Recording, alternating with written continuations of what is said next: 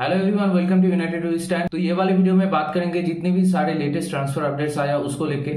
उनमें से सबसे बड़ा जो ट्रांसफर न्यूज है वो आया है आपका बार्सिलोना से। डेम्बेले के लिए पीएसजी जो रिलीज क्लॉज है उसको ट्रिगर कर दिया है, जो कि आपका है 50 मिलियन यूरो।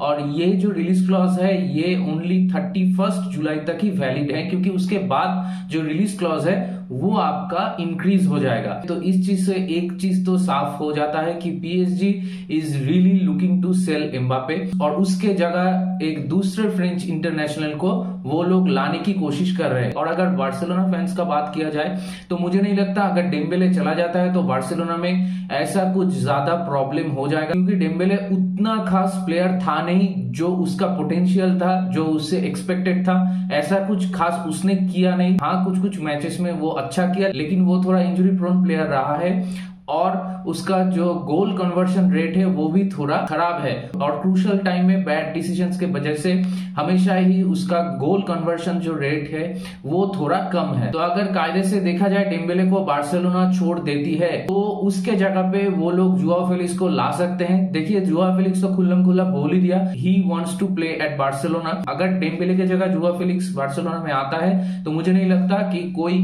खराब चीज होगा, क्योंकि जुआओ फेलिक्स बार्सिलोना का जो स्टाइल है उससे जुआओ फेलिक्स का जो प्लेइंग स्टाइल है वो सूट करता है। तो अभी ये देखने वाली बात होगी कि डेम्बेले को बार्सिलोना छोड़ता है कि नहीं, क्योंकि जो फाब्रिजियो का रिपोर्ट है उसमें फाब्रिजियो ने ये चीज भी बोला है कि Barcelona also preparing a new deal for Dembélé. लेकिन पीएसजी ने अचानक से ये जो रिलीज क्लॉज ट्रिगर कर दिया। तो अभी ये देखने वाली बात होगी कि पीएसजी सच में डेम्बेले को साइन कर पाती है कि नहीं। और दूसरा जो रिपोर्ट है फाब्रिजियो का उसमें वो साफ साफ बोला कि पीएसजी इससे पहले ओलंपिक लियो से बार्कोला को खरीदने की कोशिश किया, वो भी 30 मिलियन यूरो से, लेकिन वो बिड रिजेक्ट हो गया। उसके बाद वो लोग डेम्बेले के लिए अप्रोच किए। तो अभी ये देखते हैं कि 31 जुलाई के अंदर ये साइनिंग कंप्लीट होता है कि नहीं। इसके बाद अल नसर से सादियो माने का हियर वी गो आ गया।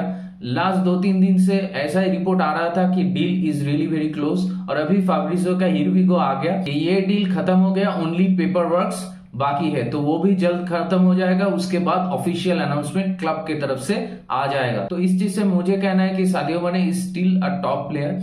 तो सादियो माने अगर सऊदी लीग चला जाता है तो ये डेफिनेटली यूरोपियन फुटबॉल का एक बिग लॉस है। और मुझे ये चीज देख के भी थोड़ा अजीब लगा कि सादियो माने के लिए और कोई यूरोपियन क्लब अप्रोच नहीं किए, और सादियो माने के पास कोई दूसरा ऑप्शन था ही नहीं, इसलिए उसको सऊदी जाना पड़ा। तो अभी देखते हैं फ्यूचर में सादियो माने सऊदी में जाने के बाद अपना जो लेवल है उसको मेंटेन कर पाते हैं कि नहीं।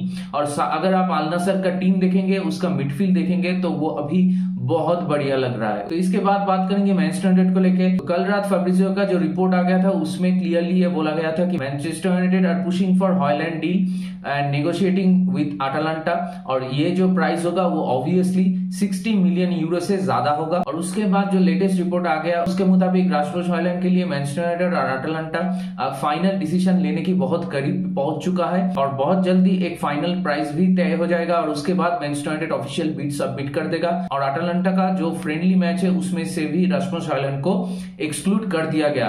तो अभी हम लोगों को लगता है कि ये डील बहुत जल्दी रैप अप हो जाएगा और बहुत जल्द हम लोगों को हियर वी गो सुनने को मिलेगा। इसके बाद बात करेंगे मैनचेस्टर यूनाइटेड के आउटगोइंग्स को लेके।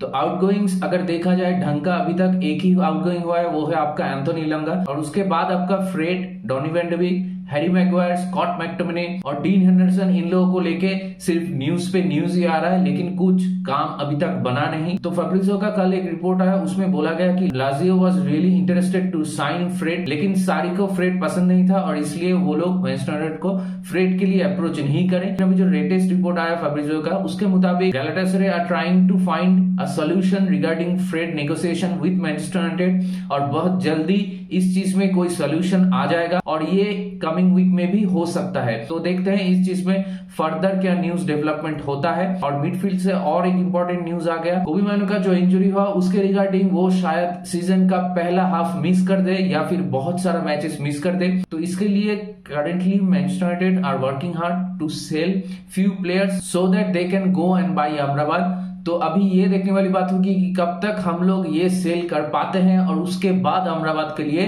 बिड सबमिट कर पाते हैं। इसके बाद और एक न्यूज आया डॉनी वैन डे बीक को लेके। तो इतने दिन से सिर्फ यही न्यूज आया था कि डॉनी वैन डे बीक के लिए भी क्लब्स इंटरेस्ट हैं, लेकिन उसके रिगार्डिंग कोई कॉन्क्रीट न्यूज नहीं आ रहा था। लेकिन फैब्रिजियो के लेटेस्ट रिपोर्ट के मुताबिक तो डॉनी वैन डे बीक के लिए अभी मैनचेस्टर यूनाइटेड के साथ बात करने वाले हैं Real Sociedad are really interested to sign him. तो अभी देखते हैं कि डॉनी वैन डे बीक को रियल सोसिएदाद ले पाते हैं कि नहीं, और डॉनी वैन डे बीक को अगर हम लोग बेचते हैं तो उसके लिए हम लोग को कितना पैसा मिलता है, जो कि सबसे इंपॉर्टेंट बात है। तो इसके बाद फैब्रिजियो का और एक रिपोर्ट आया रिगार्डिंग हैरी मैगवायर, जिसमें साफ साफ बोला गया कि मैनचेस्टर यूनाइटेड वेस्ट हैम का एक बिड रिजेक्ट किया है, क्योंकि वो बिड का जो वैल्यूएशन था वो था आपका 20 मिलियन पाउंड। जी हाँ, 20 मिलियन पाउंड, जो मेरे ख्याल से बहुत ही कम है हैरी मैगवायर के लिए। हैरी मैगवायर के लिए हम लोग अगर ओपनली सोशल मीडिया में बोलते भी हैं कि हैरी मैगवायर का जो वैल्यूएशन है वो आपका 40 से 50 के आसपास है, लेकिन अगर रियलिस्टिकली सोचे तो हम लोग हैरी मैगवायर के लिए 30 से 35 या 30 से 40 के बीच कुछ मिलना चाहिए। तो इसीलिए मुझे लगता है मैनचेस्टर यूनाइटेड जो पहला वाला बिड वेस्ट हैम का रिजेक्ट किया है फॉर 20 मिलियन पाउंड, वो एकदम सही डिसीजन है। हैरी मैगवायर को 20 मिलियन में हम लोग नहीं जाने दे सकते, क्योंकि उसको 80 मिलियन देके हम लोग खरीदे थे। हाँ, हालांकि 80 मिलियन के आसपास भी कुछ नहीं मिलेगा, लेकिन कम से कम 35 या 40 मिलियन ऐसा कुछ मिलना चाहिए। तो अभी देखते हैं कि फ्यूचर में वेस्ट हैम हैरी मैगवायर के लिए और कोई बिड सबमिट करता है कि नहीं। अगर बिड सबमिट कर देता है 35 या 40 के आसपास, तो मेरे ख्याल से उस बिड को एक्सेप्ट कर लेना चाहिए। इसके बाद बात करेंगे काइसेडो वाला डील को लेकर। तो काइसेडो वाला डील में और कोई लेटेस्ट डेवलपमेंट नहीं हुआ, लेकिन फैब्रिजियो का जो लास्ट रिपोर्ट था उसमें उसने साफ साफ बोल दिया कि Chelsea are in the race. Chelsea इस डील से बैकआउट नहीं किया है, और वो ऑब्वियस है क्योंकि चेल्सी इससे पहले 3 बिड सबमिट कर चुका है और इतना टाइम वेस्ट कर चुका है ऑलरेडी। तो मुझे नहीं लगता कि चेल्सी अभी बैकआउट कर लेगा और चेल्सी रोमियो लाविया के पीछे जाएगा इतने दिन बाद। और मुझे नहीं लगता कि इतना दिन इतना एफर्ट देने के बाद चेल्सी बैकआउट कर लेगा और रोमियो लाविया के पीछे जाएगा। मेरे ख्याल से रोमियो लाविया लिवरपूल ही जाएगा, क्योंकि वो डील हो जाएगा, और चेल्सी काइसेडो के पीछे ही जाएगा। ये जो न्यूज रोमियो लाविया वाला निकला था वो सिर्फ मेरे ख्याल से ब्राइटन के ऊपर थोड़ा प्रेशर क्रिएट करने के लिए निकला था, लेकिन उससे कुछ बात बनी नहीं, और मुझे नहीं लगता कि ब्राइटन 100 मिलियन से नीचे मानने वाले हैं। तो अभी देखते हैं कि चेल्सी काइसेडो के लिए नेक्स्ट जो बिड सबमिट करता है वो कितने दिन में करता है और कितना करता है। तो इसके बाद बात करेंगे फाबिन्हो को लेके। तो फाबिन्हो का हियर वी गो आ गया है, सिर्फ पेपर वर्क और साइनिंग्स बाकी है। मेडिकल भी बुक्ड हो चुका है। जो बीच में न्यूज आ रहा था कि ये डील कोलैप्स हो जाएगा, वो अभी जेन्युइनली हो रहा है, और लिवरपूल एक ही विंडो में फाबिन्हो और हेंडरसन को छोड़ रहे हैं। इसके बाद बात करेंगे लिवरपूल को लेके ही, क्योंकि जर्गन क्लॉप से जब पूछा गया कि अभी लिवरपूल का जो मिडफील्ड है ये बहुत यंग है और इनएक्सपीरियंस है, क्योंकि सारे नए प्लेयर्स हैं। अगर आपका रोमियो लाविया आ जाता है तो आपका मिडफील्ड में होता है रोमियो लाविया, सोबोसलाई और आपका मैकलिस्टर। तो ये जो 3 प्लेयर है नो डाउट अच्छे प्लेयर है, लेकिन ये 3 एक साथ कभी खेला नहीं है। तो इसी चीज के लिए जर्गन क्लब से पूछा गया कि is it a huge risk going to a new season. तो जर्गन क्लब ने साफ साफ बोल दिया, सब लोगों को मालूम था कि हमें मिडफील्ड में रिक्रूटमेंट की जरूरत है and we need a change. तो अभी जब ये चेंजेस हो रहा है तो सब लोग उससे भी नाखुश है और पूछ रहे हैं कि क्यों इतना सारा चेंजेस हो रहा है। तो इस चीज से मैं जर्गन क्लब से थोड़ा एग्री करता हूं कि हाँ चेंज जरूरत था, लेकिन मैं इस चीज से भी एग्री नहीं करता कि हाँ मिडफील्ड आप पूरा ही एकदम चेंज कर दीजिए एक ही विंडो में, क्योंकि फाबिन्हो जैसे प्लेयर का एक सीजन खराब जाने पर ही आप उसको निकाल दिए और आपका जो मिडफील्ड है ये पूरा नया हो गया। आप ऑप्टिमिस्टिक हो सिचुएशन को लेके कि आपका ये जो नए साइनिंग्स है ये लोग आपस में बहुत अच्छा करेंगे, ये लोग जेल बहुत जल्दी कर जाएंगे।